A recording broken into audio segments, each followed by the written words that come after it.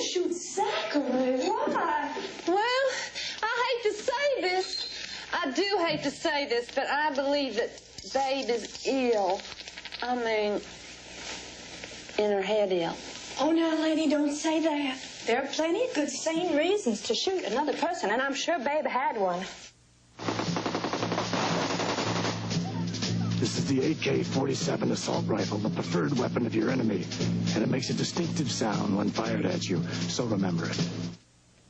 That was the big guy, Clint Eastwood, telling the Marines to shape up or else make his day. I'm Rex Reed. And I'm Bill Harris, and we're going to make your day with a special look at crimes of the heart. That's because you are at the movies.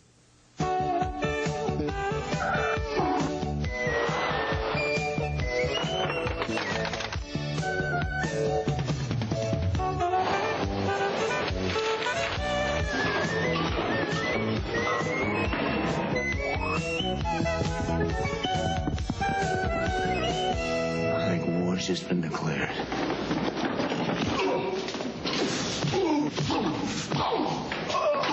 Why don't you just sit there and bleed a while before you taste some real pain? Blank-faced, granite-jawed, two-fisted Clint Eastwood is back in Heartbreak Ridge. This is good news, of course, for Big Clint's fans, but excruciating for anyone who is interested in things like plot, characterization, and good sense. In this pointless exercise in escapist brutality, the big guy plays Tom Highway, a rough-talking, hard-drinking Marine hero who's been to Korea and Vietnam. Well, the war is over now. In fact, all the wars are over, but Big Clint is an artifact, so he starts a new war of his own, this time on the drill field, where he's assigned to train a reconnaissance platoon for future battle. Here he is, stoic as Mount Rushmore, a brawling, fighting combat vet who finds himself taking orders from young officers who have never battled anything but a filing cabinet, and in charge of a bunch of sloppy recruits who are criminals, jerks, hustlers, and jarheads. That's all you really need to know about the plot. Most of the movie consists of scenes like this one, in which old Rockface takes on the wusses and wimps and knocks a few skulls together in a voice that sounds like a battery-operated vibrator. The Marines are looking for a few good men. Unfortunately, you ain't it. Now we will blaze a path into battle for others to follow. Surrender is not in our creed. Let's hear you say that. Surrender is not in our creed. Louder. Next time you leave this base for R&R, you'll be collecting your pensions. Surrender is not in our creed. Louder. Surrender is not in our creed. Hoorah. When the talk subsides and the real bullets fly, it's not on Heartbreak Ridge, but it's on the Caribbean resort island of Grenada, where the Marines machine gun a large number of innocent banana trees. Cover my...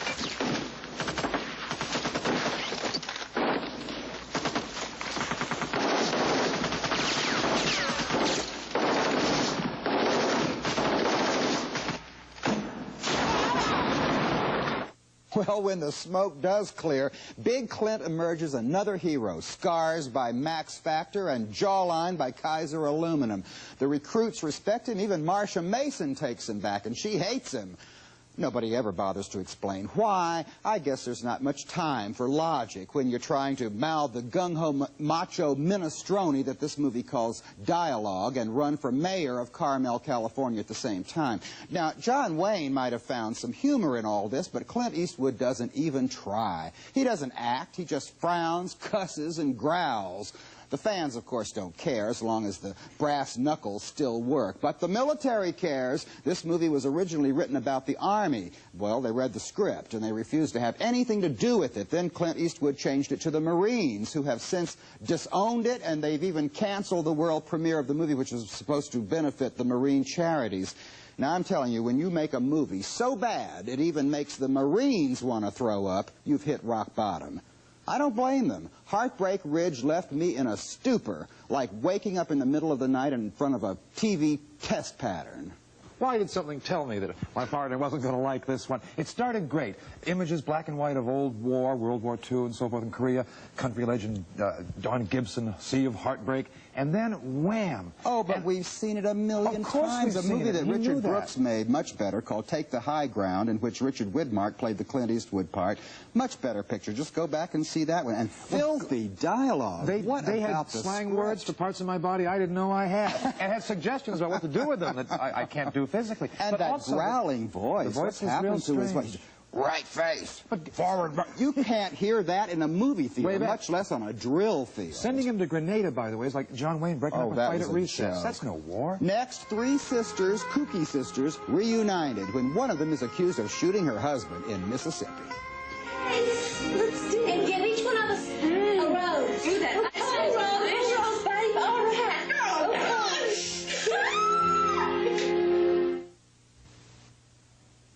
Once in a blue moon, a flawless little gem comes along to restore my faith in movies, and Crimes of the Heart is one of them. It's a delicate candy valentine based on Beth Henley's Pulitzer Prize-winning play and deliciously acted by Diane Keaton, Jessica Lange, and Sissy Spacek. There's real drama and poetry in it, and rowdy humor, too. It's the wacky story of the McGrath sisters, three disaster-prone eccentrics who live in a crumbling old gingerbread house in Hazelhurst, Mississippi.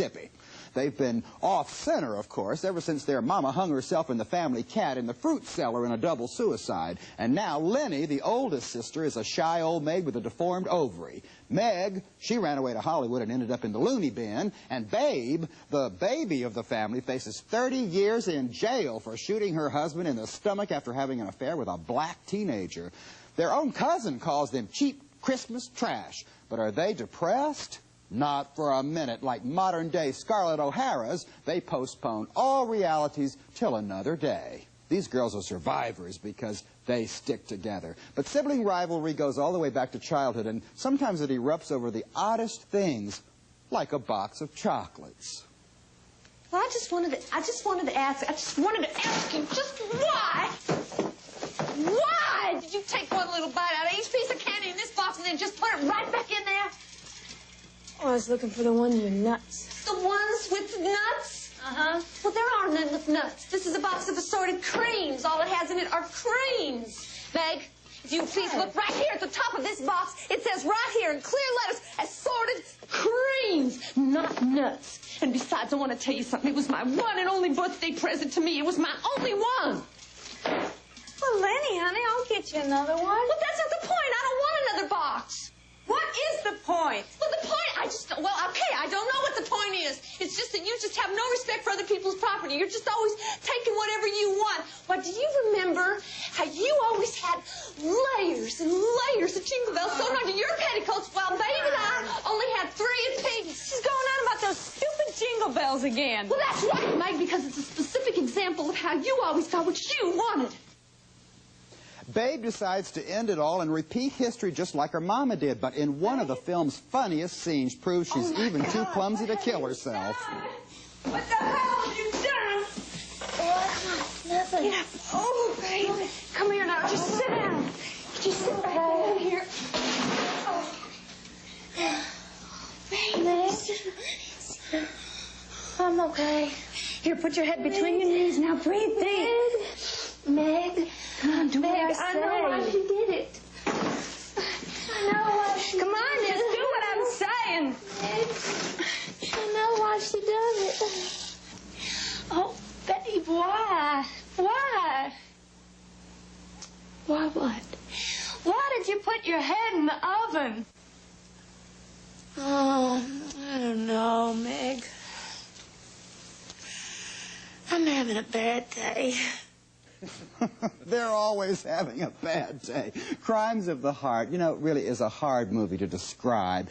You have to see it, and you have to absorb it to get its true flavor. It's got no conventional plot, yet its characters just move into your heart and set up housekeeping. It has a rhythm of its own, and it lifts you up, it plunks you down, and it carries you right off on its wings.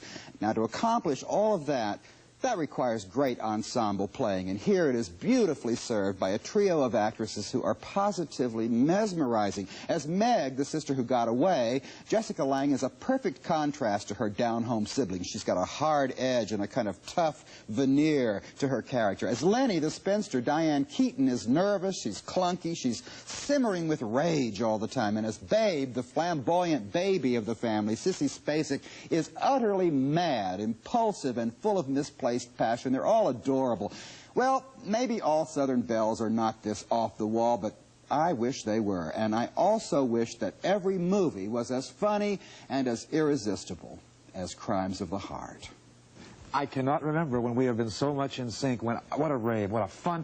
And the addition of Tess Harper makes it a quadruple she's so treat. Good, yes. She's wonderful, She's too. like Sister Woman, you know, in Cat on a Hot Tin Roof. She's there, and the three together, you know you're going in with a big triple threat movie, but the heart and the story, this is as good as it gets. And they have a wonderful feeling for the cadence of how Southern women sound, because I went to school with girls who sound just like that. And every time there's a crisis, which there is every 10 minutes in this movie, they're popping popcorn, they're having hot cocoa, they're putting everything off till another day. You know, I think it's so charming. There's a funny moment when the two of the sisters are looking through a book called Diseases of the Skin that they used when they were children. Oh, it's just wonderful. I was real happy with this one. Coming up next, an exclusive interview with two of the stars, Sissy Spacek and Jessica Lange, from Crimes of the Heart.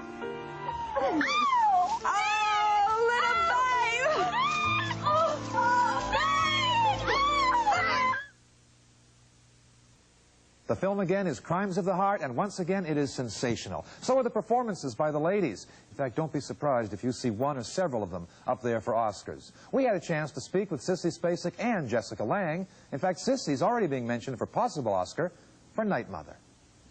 I said, I'm sorry, Jessie. I can't fix it all for you. I said I'd always love me. This is the other thing I'm trying.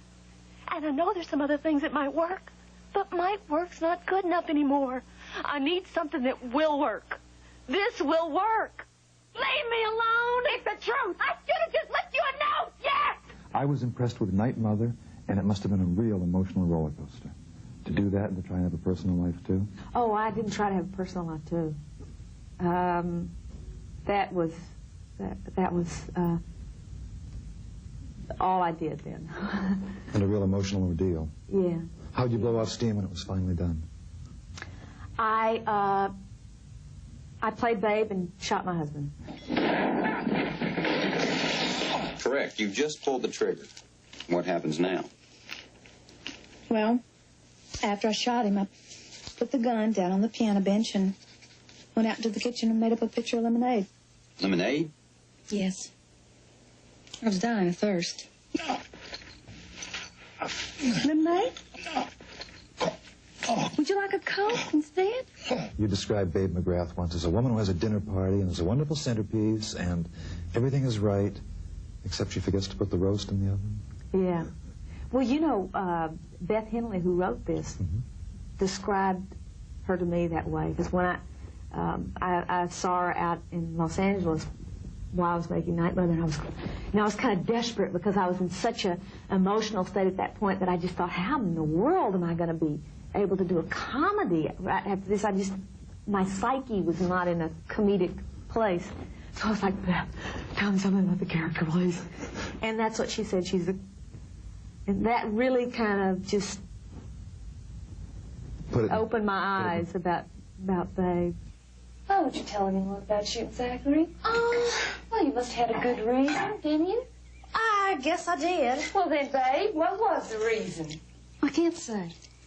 Oh, Babe, why not? Well, I'm sort of protecting someone. Oh, then you mean you didn't really shoot him? No, I shot him all right. Oh, I meant to kill him. I was aiming for his heart, but I guess my hands were shaking and I just got him in the stomach. So I'm guilty, all right, and I'm just going to have to take my punishment and go on to jail. Oh, Babe, well, don't worry. Jail's going to be a relief to me. I can learn to play my saxophone. I won't have to live with Zachary anymore. And I won't have his snoopy old sister Lucille coming over and pushing me around. It must be a real rarity to have 3 Oscar-winning actresses working, having fun. The fun seems infectious. Was it there? It was. It really was. Because we all got along great. Somehow There was no tension between us, which I think was a real important element to creating that kind of warmth and love between us on screen. And for some reason, we all just fell into this easy way of being with each other. We got very lucky. I mean, there was nothing in the production that kind of offset it, you know. There was nothing that created any problems. Okay, babe? Was it terrible in there? Julie. Babe! Oh, little babe! Oh, babe! I can't believe it! No, see you. Oh. When you have a role such as yours in Crimes of the Heart, and you know that your real-life best fella is going to play your best fella on screen, does that put your mind more at ease, or how do you feel? For me it does, because, you know, I think you bring to the screen then something that is unspoken, some subtleties or complexities of a relationship that you don't have to work to create. They're just there. And with this situation, and also with Country, I mean, we were people who had like a long history together, who had an intimate knowledge of each other. And it just seems to me that, you know, it makes the relationship on screen richer somehow. The cottonwood trees.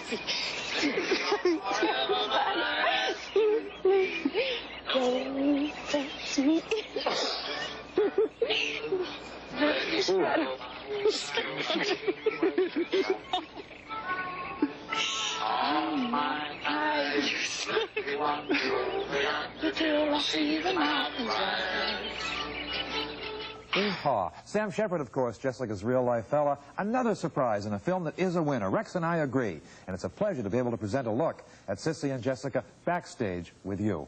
Coming up, another serious film, the camaraderie and the struggle for survival amid terrifying violence in Vietnam. It's a film called Platoon.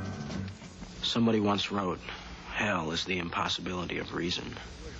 That's what this place feels like. Hell. I think I've made a big mistake coming here.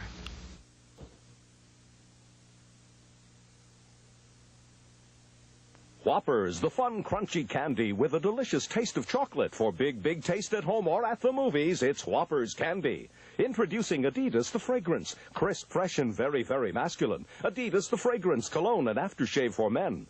Play Denteen's $100,000 movie match game when you brush your breath with a great taste of Denteen. See specially marked wrappers for details. Broil more, toil less. The quick clean non-stick broiler pan from Baker's Secret. Cleans easily, no scouring, no scrubbing. Quick clean from Echo. I have to warn you, Platoon is a tough, tough film for everyone. Writer and director Oliver Stone has told the story of Vietnam as he saw it. He was there. But in one sense or another, so were we all. As hawks or doves or participants or protesters, Vietnam somehow didn't miss a single one of us. Charlie Sheen stars in this one as a college dropout and a gung-ho volunteer. His father and his granddad both signed up in their day. But this is a different day. It's a different war. Tom Berenger and Willem Dafoe are both veteran vet sergeants who have radically different approaches to the fighting and to the foe. Platoon is tough and gritty. It is uncomfortable in its realism. But Charlie Sheen is one of those who wanted to be there. Hey, Taylor, how did you get here anyway? Hey, you look educated. I volunteered for it. You do what? I volunteered. I dropped out of college and told them I wanted the infantry, combat in Vietnam. You volunteered for this, man? Believe that? You was crazy. Giving up college? Didn't make much sense. I wasn't learning anything. I figured why should just the poor kids go off to war and the rich kids always get away with it? Oh, I see. What we got here is a crusader. Sounds like it. No, what we got here are performances that are rock solid, at times spellbinding from all three of our stars. With the release of Platoon, creator Oliver Stone has seemingly cleansed his soul of Vietnam. But he's put it back on the audience, on us, many of whom don't want to be reminded. Many would prefer to forget the constant profanity of word and deed. It's in the film. The graphic killing and suffering in the film. The drug use that turned some men into zombies. And the body bags that turned other men into statistics. Platoon left me exhausted and discontent. I didn't like it so much as respect it. It is surely not entertainment so much as statement. The message is powerful. The movie's unsettling. It is not for everyone. It's a reminder that war is hell and that somehow Vietnam was even worse. I admired the brutal realism in this picture, but the message that Vietnam was a war in which everybody lost and that we're going to be paying for it the rest of our lives, it's an old message. It was done so much better in Hearts and Minds, that wonderful Oscar-winning documentary that showed the same things and that this movie shows. The My Lai massacre, what Lieutenant Calley did, taking peasants and raping the children and putting guns to the heads of old women and blowing their brains out. Right. How much longer are we going to be asked to pay money to feel guilty about Vietnam? The American people were not responsible for Vietnam. We didn't want it. We didn't vote for it. And I'm sick of movies about it, and I don't recommend this movie to anybody. Now, let's recap the movies we reviewed on this show.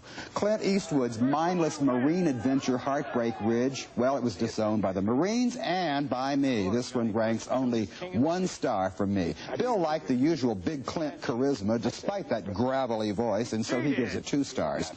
But the warm southern comedy Crimes of the Heart with Jessica Lange, Sissy Spacek, and Diane Keaton, well, that gets plaudits from us both. 4 stars from me, highest rating, and another 4 stars from Bill. You'll rarely see that on this show. Now, I felt the Vietnam melodrama Platoon was honest and real, but almost too real for general viewing audiences and certainly not an entertainment. Another agreement here, 2 stars from me and 2 stars from Bill. Oh, 2 agreements. No such promises next week when we review Jane Fonda's new movie, The Morning After, plus an interview with Jane Fonda herself. And we'll be looking at the new rock musical comedy, Little Shop of Horrors. Until then, I'm Bill Harris. And I'm Rex Reed. But first, before we go, we'd like to add our own tribute to the late Cary Grant, a man whose passing signified not only the end of a great career, but the end of an entire era of elegance in the movies. And now we're going to show you some film clips that maybe will trigger some of your own memories.